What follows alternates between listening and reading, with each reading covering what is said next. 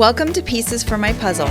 I'm your host, Nikki Ship, and I'm excited to be sharing with you my life with a son on the spectrum. This podcast is for anyone who is looking for quick tips and perspective, but most of all, for hope and inspiration. So sit back, relax, and let's put the pieces together.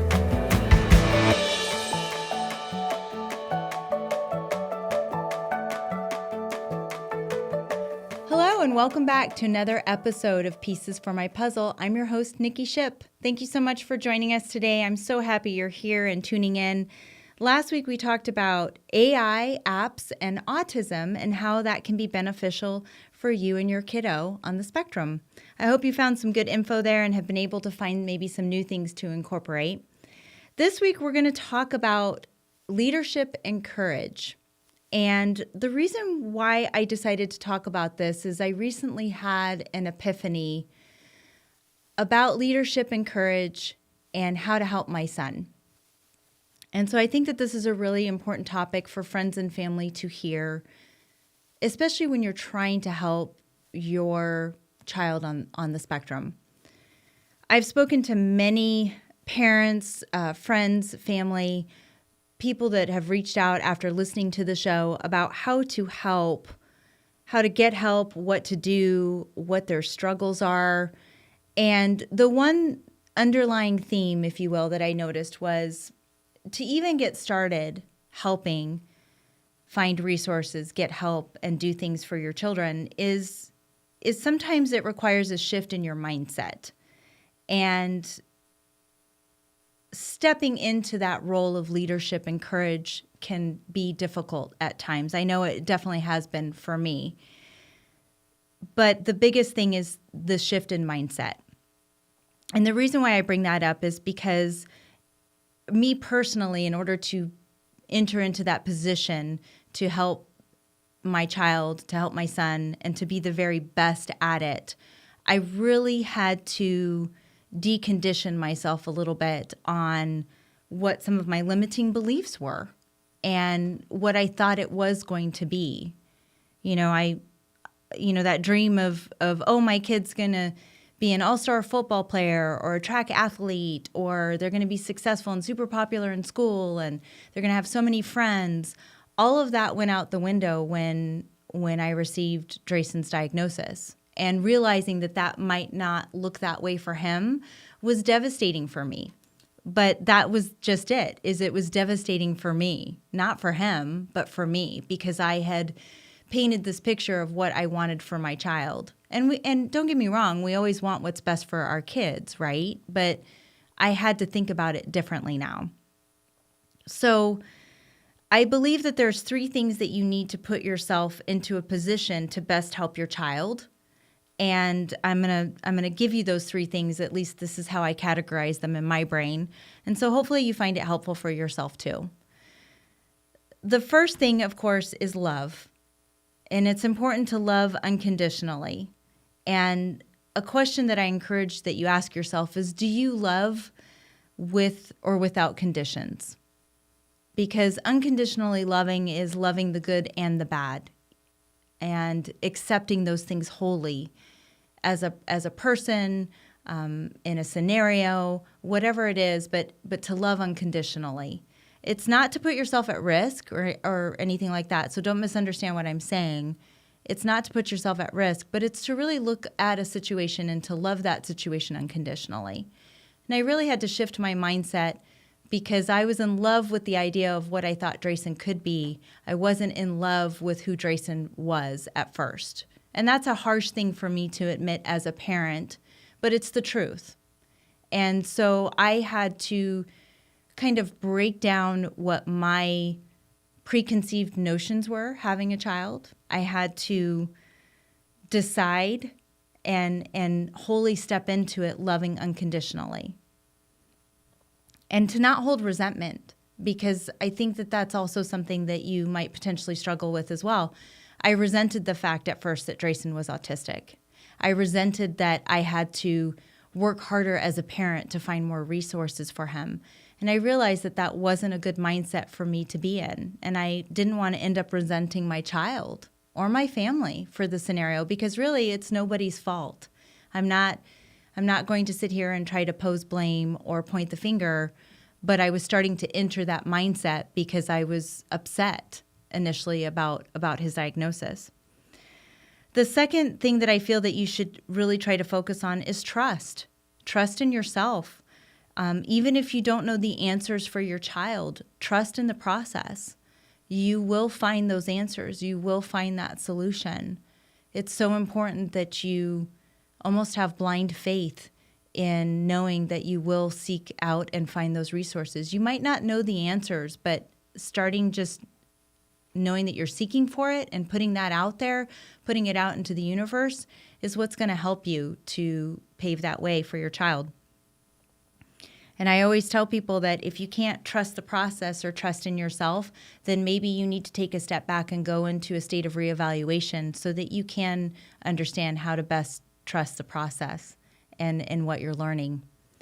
Don't be afraid to ask questions. Don't be afraid to reach out to your support system. And if you feel like you don't have a strong support system, start actively seeking that out as well.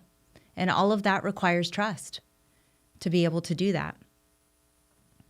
And the third thing that I feel that is really important to put yourself into a position to best help your child is what I just simply say is influence.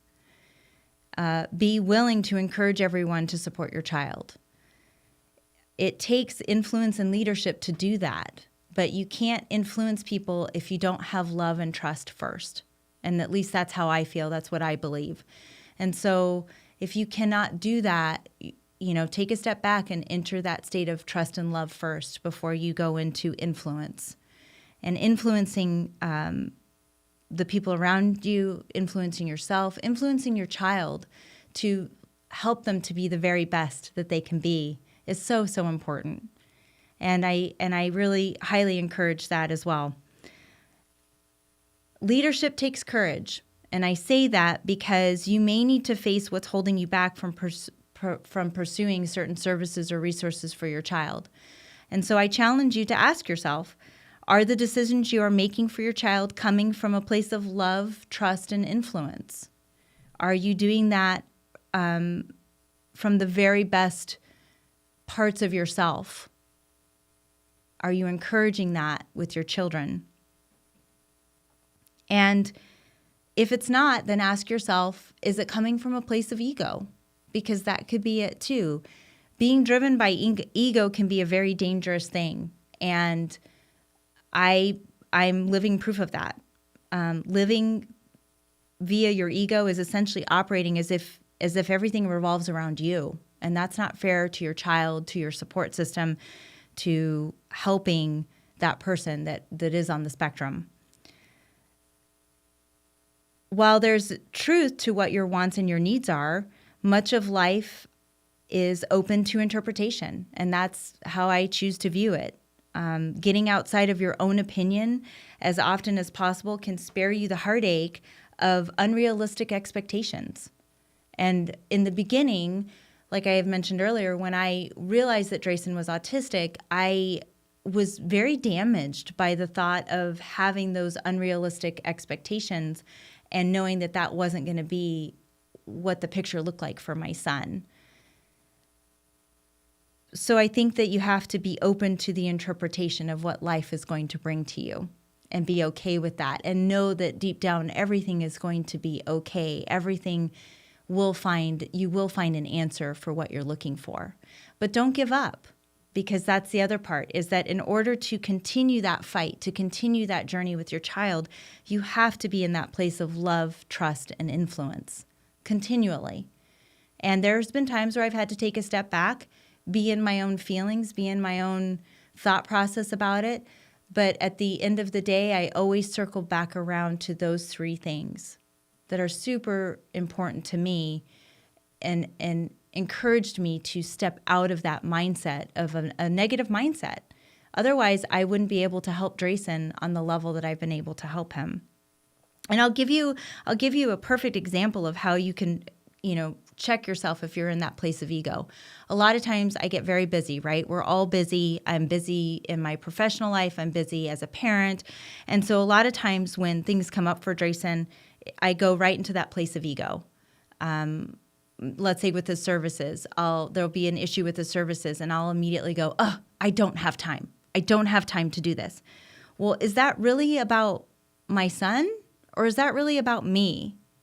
And is that really helping my son or is that helping me to dismiss it, to maybe put it to the wayside? And so if you find that you're making excuses for things as to why you're not getting services for your child, that could be coming from a place of ego and not from a place of love and trust. How can you get out of that egocentric thinking? And this was also something that I really had to work very hard on myself.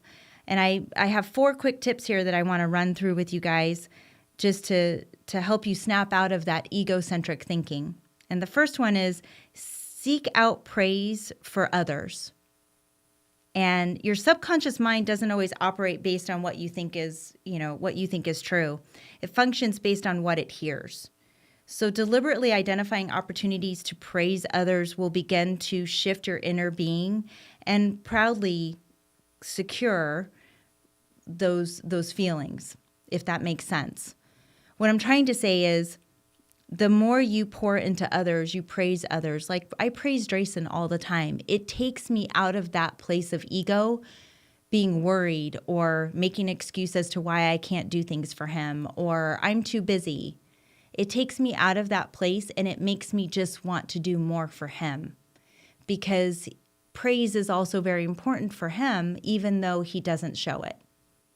He doesn't react when I show him praise. It's not like I say, good job. And he's like, yeah, you're right. Good job. He's very stoic in his emotions.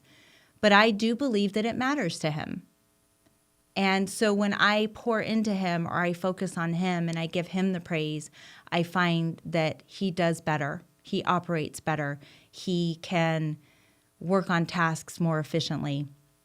And the same thing with our care team. I praise our care team all the time about the wonderful things that they're doing to help Drayson, and I thank them for that. And that makes my heart happy, and it puts me in a place of, again, love, trust, and influence.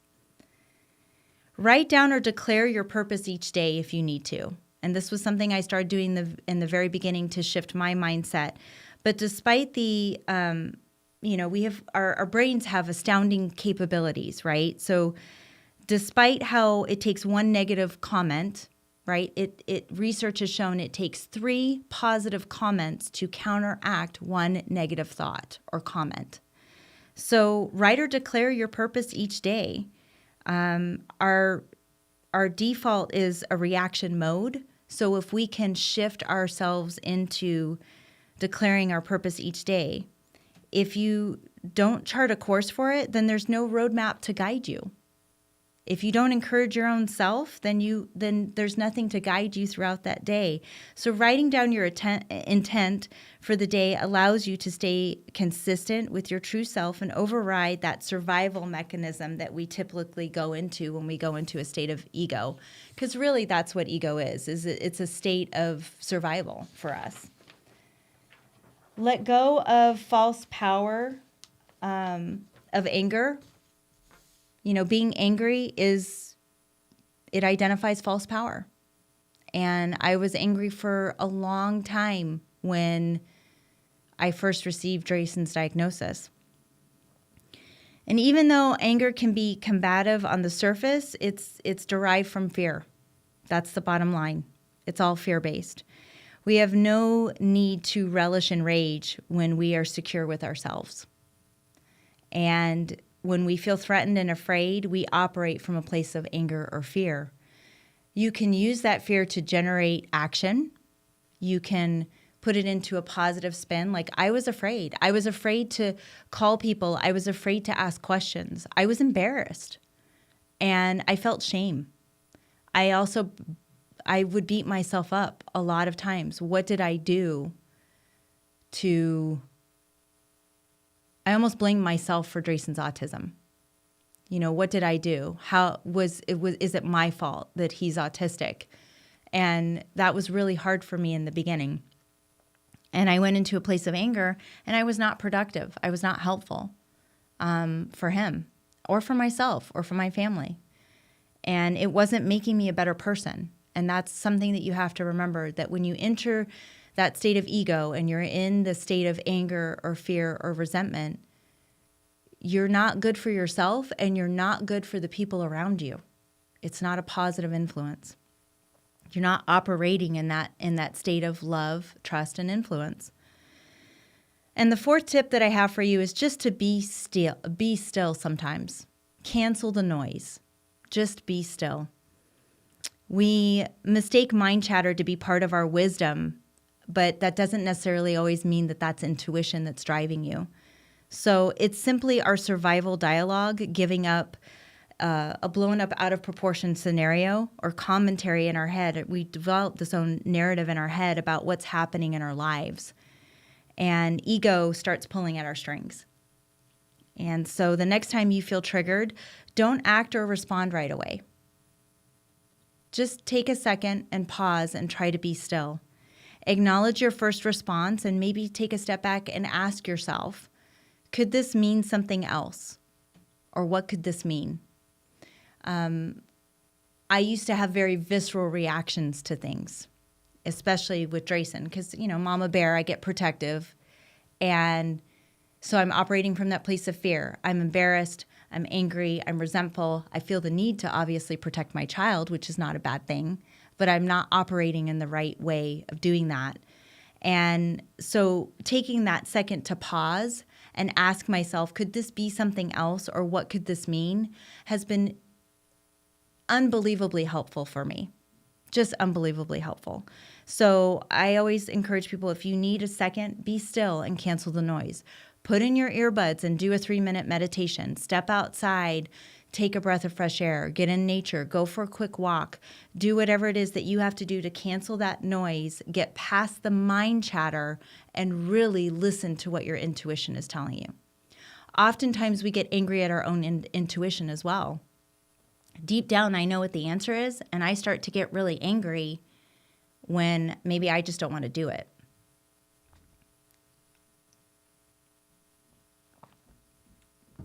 Excuse me. So I hope that you found this helpful. Try these quick tips and see if they can help you get out of maybe that negative mind space that you might be experiencing, especially if you're new into learning about autism or trying to help maybe a friend, a family member, or a loved one that has recently been diagnosed with autism. And remember that you are the person that will be doing the most advocacy work for them. So in order to be a good parent, a good friend, a good advocate for your child, it really has to come from that place of love, trust, and influence. This concludes our episode for today. Thank you so much for tuning in. If you have questions, comments, or even a show topic that you'd like to hear about, please feel free to send me an email at info@piecesformypuzzle.com. I would love to hear from you. Please feel free to like and follow us on Facebook and Instagram if you haven't already, and subscribe to our YouTube channel as well at Pieces for My Puzzle. If you like what you're hearing, please spread the word to others so that this will help others in the community.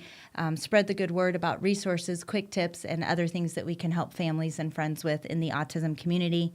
And also feel free to give us a good rating on your preferred podcast platform of choice. We would love that as well, and we greatly appreciate that.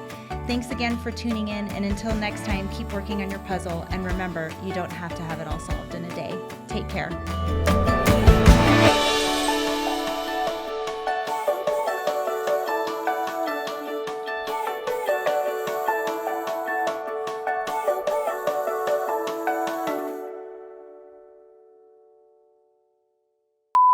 Can't remember the title. What was that again? Leadership and Courage in the Autism Community. Say that. Awesome. Say that 3 times really fast. Yeah, right? Yep. Leader. Okay.